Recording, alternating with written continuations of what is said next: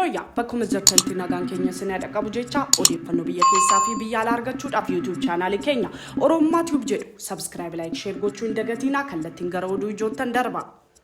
Siya tokko bifa yaaddoon siya tokko bifa sodaan miidiyaalee biyya keessaa fi alaa akkasumas xiinxaltoonni siyaasaa fi keessa beektoonni waa'ee Itiyoophiyaa fi Ertiraa yeroo kamuu caalaa wal waraansi jechoota jedhame ibsi waajjiroota mootummoota dabalatee wal waraansa jabaa kan waggoota 20 dura godhame lubbuun namaa kan galaafatee fi kan qabeenya biyyoota lamaanuu biliyoona lakkaa'amu barbadeesse amma yoona akka diinagdeen jedhame misoomni biyyoota hin kaane godhe kan lafarra diriirsedha.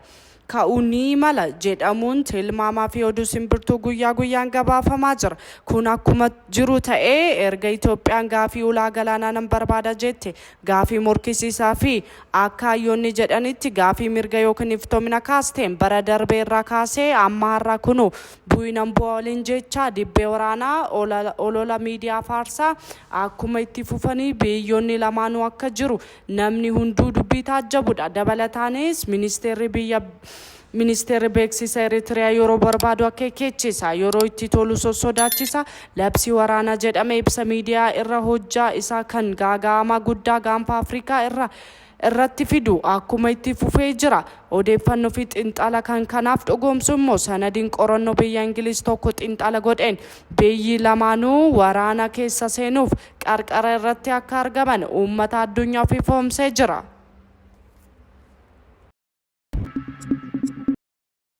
Bana kana ogeeyyiin fayyaa Itiyoophiyaa keessa argaman mindaa qaqqabeessaa fi faayidaa fooyya'aa gaafachuun miidiyaa hawaasaa irratti duula qindaa'aa galuu isaanii ni yaadatama. Ogeeyyiin fayyaa kaffaltii madaalawaa dabalatee gaaffileen isaanii deebii yoo hin arganne hojii akka dhaaban akeekkachiisaa jiru.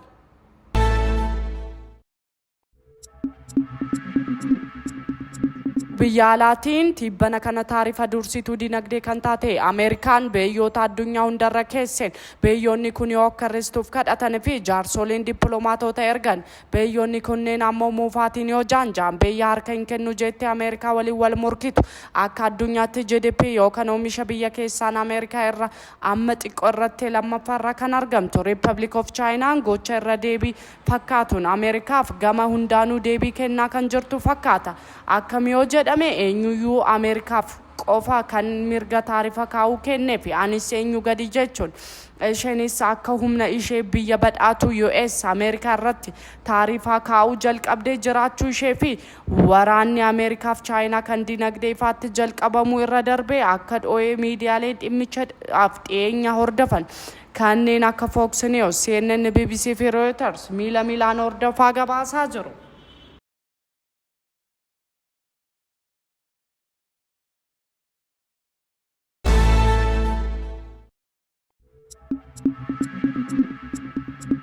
Odeeffannoo birootti yoo ceenu dubbii himaan Yihuutii Yaman doonii waraana ittisa Ameerikaa kan galaana diimaarra socho'u Israa'elitti iftuu irratti haleellaa shaadoo misaayil raawwannee jirraa jedhe. Barana hidhattoota Huutii kun biyya humna waraanaa jabaa qabdu caalaa jabaatanii mul'achaa akka jiran odeeffannoon garaagaraa odeeffataa jiru.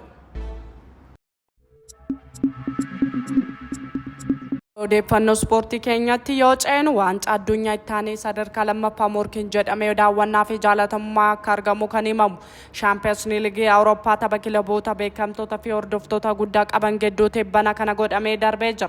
Tapha godhamee kanaanis qabxii fi injifannoo hin argamne galmee jira. Kan kilabiin Ingiliz Arsenaal kilabii Speen fi Champions League si'a 12 fudhachuun kan dursu Real Madrid 3-2 injifatee darbee har'allee akkuma deeggartoota Arsenaal akka gammachiisetti itti fufee jira. Dhaggeeffachaa waliin waan turtaniif guddaa galatooma isiniin jecha odeeffannoo biyya keessaa fi biyya alaatiin amma walitti deebinutti nagaan nuuf tura.